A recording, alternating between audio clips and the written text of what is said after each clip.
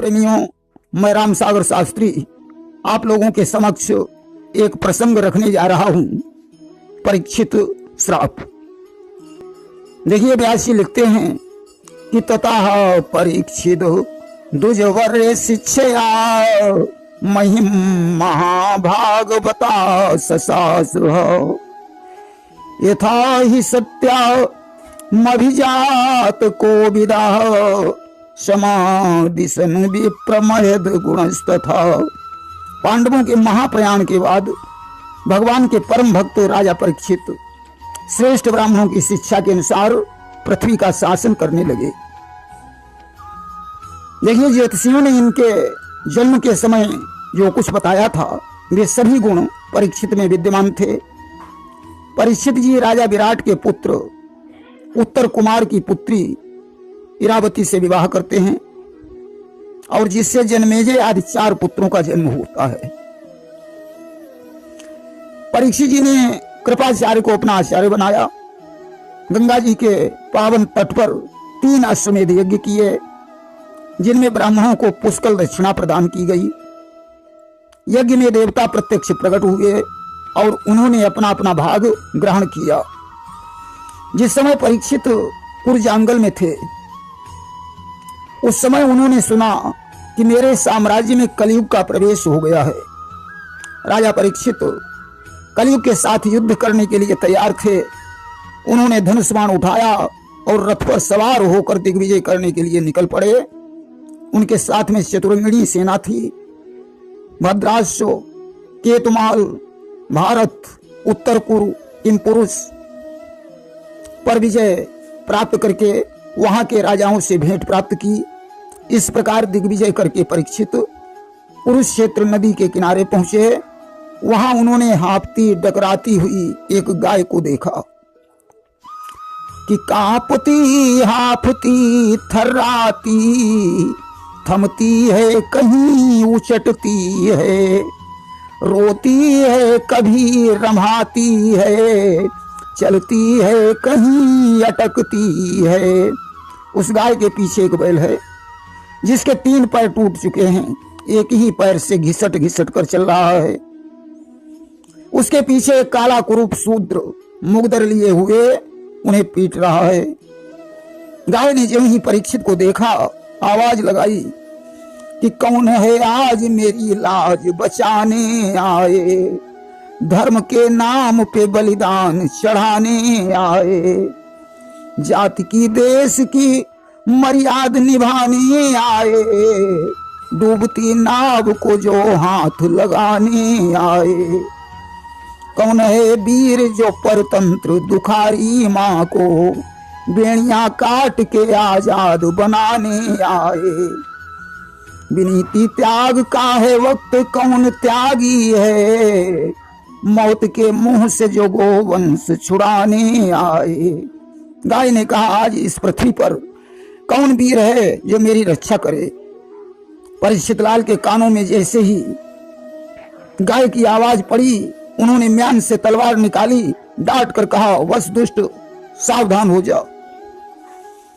कि ललकारा नरराज ने तेग म्यान से खींच, ओ हत्यारे ओ बधिको संभल निशाचर नीच।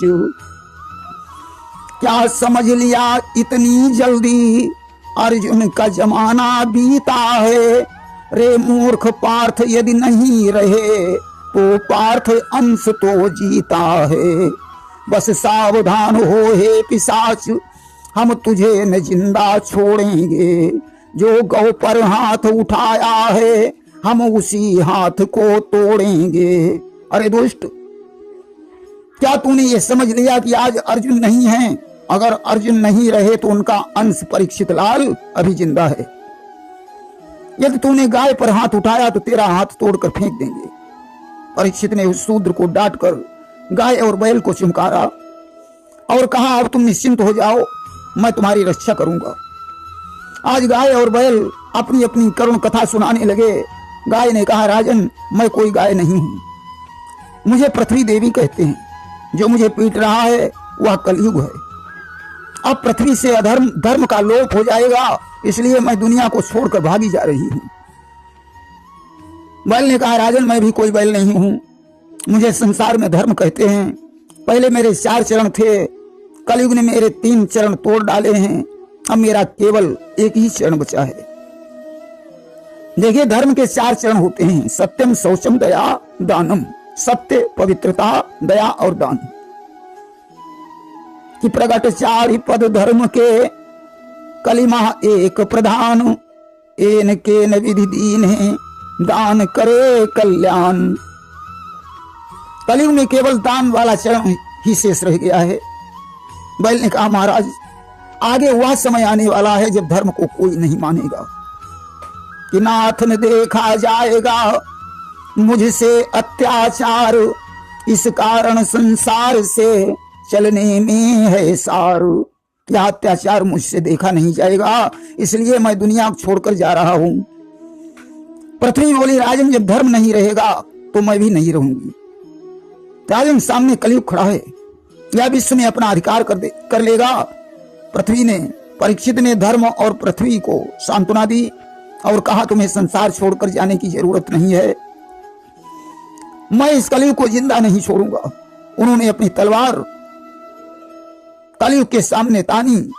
कलयुग समझ गया कि परीक्षित मुझे मार डालना चाहते हैं। आज उसने राज चिन्हों को उतार कर रख दिया और परीक्षित के चरणों पर अपना मस्तक रख दिया। परीक्षित शरणागत वत्सल थे। देखिए, हमारा देश हमेशा से शरणागत वत्सल रहा है। कलयुग पर उन्हें दया आ गई कि शरणागत को जे तजहि, निज अनहित अनुमान, ते नर पामर पाप में ते नहीं बिलो कति हानि। शरणागत की रक्षा करना परम धर्म होता है। भगवान ने स्वयं कहा है कि कोटि विप्र बध लागई जाहू, आए शरण न तजऊ नहीं ताहू। करोड़ों विप्रों का वध करने वाला भी यदि मेरी शरण में आ जाता है तो मैं उसे ठुकराता नहीं हूं। परीक्षित लाल ने आज तलवार को म्यान में रख लिया। कलयुग ने कहा, राजन मेरे अंदर केवल अवगुण ही नहीं है, कुछ गुण भी पाए जाते हैं। परीक्षित ने कहा, अपने गुण मुझे सुनाइए। कलयुग ने कहा, सुनो। कृतयत ध्यायतो विष्णुम, त्रेतायाम यजता मखा, द्वापरे परिचर्यायाम, कलौ तद हरि कीर्तनम। सतयुग में जो फल विष्णु के ध्यान से और त्रेता में यज्ञों से, द्वापर में विष्णु की पूजा से मिलता था, वह कलयुग में केवल हरि कीर्तन से मिल जाता है। कि कृत योग सब योगी विज्ञानी, और करी हरि ध्यान तरही भव प्राणी। त्रेता विविध यज्ञ नर करही, प्रभु ही समर्पि कर्म भव तरही। द्वापर करी रघुपति पद पूजा, नर भव तरही उपाय न दूजा। और कल युग जोग न यज्ञ न ज्ञाना, एक यधार राम गुण गाना। कि सतयुग द्वापर में मुक्ति हेतु सर पटक पटक रह जाते हैं और कलयुग में राम कहा मुख से आराम घड़ी में पाते हैं। कलयुग में एक और विशेषता है कि इसमें मनसा पाप नहीं लगता। कलयुग ने कहा, महाराज मुझे भी आपके राज्य में जीवन काटना है और आप कलयुग के पहले सम्राट बनेंगे। अब मैं जहां कहीं रहना चाहता हूं वहीं आप धनुष बाण लेकर पहुंच जाते हैं। अब आप ही मुझे रहने के लिए कोई स्थान बता दीजिए जहां मैं स्थिर होकर रह सकूं। राजा ने कलयुग को 4 स्थान प्रदान किए। द्यूतम पानम स्त्रिया सूना, कहा जहां जुआ खेला जाता हो, जहां वैश्यागमन होता हो, जहां मदिरा पान होता हो, जहां हिंसा की जाती हो, ऐसी जगह पर तुम निवास करो। कलयुग ने फिर याचना की, महाराज इन 4 जगहों से मेरा गुजारा नहीं हो सकता है। परीक्षित ने कहा, जाओ तुम सोने में निवास करो। राजा परीक्षित के मुकुट में सोना लगा हुआ था। कलयुग उस मुकुट में प्रविष्ट हो गया। देखो, हर सोने में कलयुग का वास नहीं होता है। जो सोना अधर्म से कमाया जाता है उसमें कलयुग का वास होता है। जब भीमसेन ने जरासंध को मारा था तो उसका मुकुट ले आए थे। परीक्षित जी वही मुकुट बांधे हुए थे, ये जरासंध का ही मुकुट था। इसलिए कलयुग इस मुकुट में प्रविष्ट हो गया। एक दिन की बात है, राजा परीक्षित शिकार खेलने के लिए चले कि एक रोज आ खेत का साज सभी सामान, वीर परीक्षित लाल ने वन को किया पयान। आज वन में पहुंचकर राजा उस वन की सुंदरता को देखने लगा। इस आनंद देखता जाता था उस वन की विशद बहारी को, आंखें आलिंगन करती थीं कुदरत की क्यारी क्यारी को। तब तक राजा को हिरणों का एक झुंड दिखाई पड़ा। राजा धनुष बाण लेकर उनके पीछे दौड़ पड़ा। दौड़ते दौड़ते थक गया और उसे बड़ी जोर से प्यास लगाई।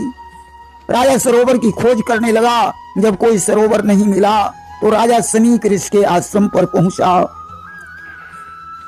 समीक ऋषि आंखें बंद किए हुए भगवान का ध्यान कर रहे थे।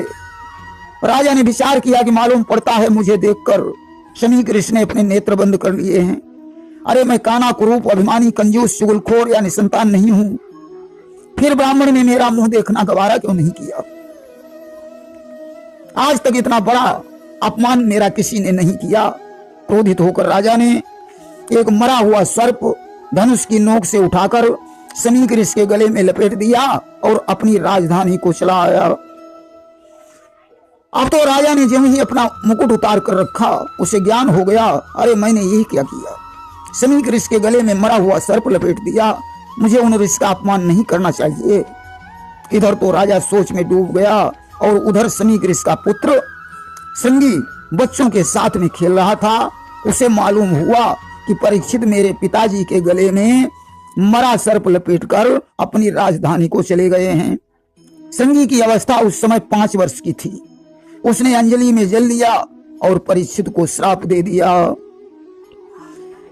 कि ओ धन के मद वाले राजा, ओ ममता मद के दीवाने, मेरे हाथों से मौत तेरी लिखी है विश्व विधाता ने। बस सावधान बस सावधान, ओ तक्षक जीवित हो जाओ, 7वें रोज उस राजा को दुनिया से यमपुर पहुंचाओ।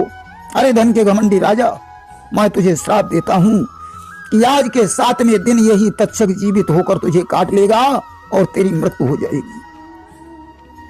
श्राप देने के बाद संगी अपने पिता के पास गया। गले में सांप लिपटा देखकर जोर जोर से रोने लगा। समीक ऋषि का ध्यान भंग हो गया। उन्होंने गले में से सांप को उतार कर फेंक दिया और पुत्र संगी को देखकर रोने का कारण पूछा। संगी ने कहा, पिताजी, परीक्षित तुम्हारे गले में मरा हुआ सर्प लपेटकर अपनी राजधानी को वापस चला गया। इस अपमान के बदले में उस राजा को मैंने श्राप दे दिया कि आज के 7वें दिन तुझे तक्षक काट लेगा और तेरी मृत्यु हो जाएगी। समीक ने कहा, बेटा, परीक्षित को श्राप देकर तुमने बहुत बुरा किया। उसे शिक्षा देकर अपने क्रोध को शांत कर लेना चाहिए था। अरे जिस राजा के राज्य में हम तपस्या करते हैं उसका 10वां अंश उसे प्राप्त होता है। इसमें राजा का कोई दोष नहीं था, यह सारा दोष कलयुग का था। देखिए संत का हृदय कितना कोमल होता है कि संतो हृदय नवनीत समाना। संत का हृदय मक्खन की तरह मुलायम होता है। और भी लिखा है कि तुलसी संत स्वंबु सम, फूल फल ही पर हेत, इतते ये पाहन हनत, उतते बेफल देत। समीक ने कहा, खैर जो हुआ उसे जाने दो। राजा परीक्षित को खबर कर दीजिए ताकि वो अपनी मुक्ति का उपाय सोच सके। इधर राजा सोच में डूबा हुआ था। तब तक ऋषि के चेले वहां पहुंचे। उन्होंने कहा कि ऋषि के चेलों ने कहा, राजन निद्रा त्याग, तेरे इस सुख बाग का उजड़ गया है राग। चेलों ने कहा, राजन अपनी मुक्ति का उपाय सोचो। तुम्हें संगी ने श्राप दे दिया है कि आज के 7वें दिन तुम्हें तक्षक काट लेगा और तुम्हारी मृत्यु हो जाएगी। आज राजा ऐसा सुनकर बड़ा दुखी हो गया। उसने कहा, हे ब्राह्मण की आत्मा, मैं अपनी गलती पर शर्मिंदा हूं, मुझे क्षमा करना। संगी का श्राप सिर पर धारण कर आज राजा ने वैराग्य ले लिया कि जन्मे जय को राज दे भूप परीक्षित धीर, जा बैठा योगीश बनु गंगा जी के तीर। आज जन्मे जय का राज तिलक कर दिया, योगी आवेश बनाकर गंगा जी के तट पर पहुंचा। गंगा मां की परम पावन अमृतमयी धारा का अवलोकन करते हुए विनय करने लगा कि पवित्रम वर्तते नीरम तुदीयम देवी हे गंगे, हिनस्ति जना नाम पापम तुदीयम वारी हे गंगे। सुराणामापगा प्रथिता भुवि त्वं जाह्नवी कथिता, भवति मुक्तिस्तवा लोका जननी गंगे जननी गंगे। हे मां गंगे, आपका जल बड़ा पवित्र है जो प्राणियों के पापों का नाश कर देता है। स्वर्ग में तुम्हारा ही नाम आपगा है, पृथ्वी पर तुम्हें जाह्नवी कहते हैं। तुम्हारे दर्शन मात्र से प्राणियों की मुक्ति हो जाती है। आज राजा इधर गंगा मां की विनय कर रहा है, उधर ऋषियों को यह खबर मिली कि राजा को श्रृंगी ने श्राप दे दिया है। आज सारे ऋषिवृंद राजा के पास पहुंचने लगे। देखिए कौन कौन ऋषि पहुंचे। यात्री वशिष्ठ चवन शरद्वा नरिष्ठ नेमिर भृगुरंगिराश्च। अत्रि वशिष्ठ च्यवन शरद्वान अरिष्ट नेमि भृगु अंगिरा पराशर विश्वामित्र परशुराम उतत्थ इंद्र प्रमद यदमबाहु मेधातिथि देवल और सेन भरद्वाज गौतम पिपलाद मैत्रेय और कवच अगस्त व्यास नारद आदि कुल मिलाकर 88,000 ऋषिवृंद एकत्रित हुए। राजा ने सबको प्रणाम करके सुंदर आसन दिया और ऋषियों से पूछा कि हे नाथ अचीति चिंता से अब किस प्रकार तर सकता हूँ, है 7 रोज का समय शेष, कहिए क्या क्या कर सकता हूँ। सिर्फ 7 दिन का समय शेष है, मेरी मुक्ति कैसे हो सकती है। किसी ने कहा दान करो, किसी ने कहा तीर्थाटन करो, किसी ने कहा यज्ञ करो, किसी ने कहा मंत्र का जाप करो। परीक्षित जी विचार करते हैं अब इतना समय कहां है ये सभी के मतों का पालन हो सके। आज नारद जी सुखदेव जी के पास पहुंचे। उन्होंने राजा परीक्षित के बारे में सारी कथा सुनाई। सुखदेव जी वहां जाने के लिए तैयार नहीं थे तो नारद ने एक कथा सुनाई। नारद ने सुखदेव जी से कहा भगवान, एक बार की बात है, एक नेत्र वाला व्यक्ति जिसकी दोनों आंखें थी कुएं के पास बैठा हुआ था। उसी समय एक अंधा व्यक्ति वहां आ गया और कुएं में गिरकर मर गया। आंखों वाला ये सब कुछ देखता रहा, उसने उस अंधे को नहीं बताया कि आगे कुआं है। यह समाचार जब वहां के राजा को मिला तो उन्होंने आंखों वाले व्यक्ति को बुलाकर कठोर दंड दिया। अब आप मुझे ये बताएं, क्या उस आंखों वाले व्यक्ति ने अधर्म किया था या नहीं। सुखदेव जी बोले बिल्कुल किया था। नारद ने कहा भगवान, इसी प्रकार परीक्षित जी अपने उद्धार का उपाय नहीं जानते हैं, इसलिए आप वहां पहुंचकर उन्हें उचित सलाह दें। नारद की बात को सुनकर सुखदेव जी परीक्षित के पास जाने के लिए तैयार हो गए। इससे आगे का प्रसंग अगली कथा में। प्रेम से बोलिए वृंदावन बिहारी लाल की जय।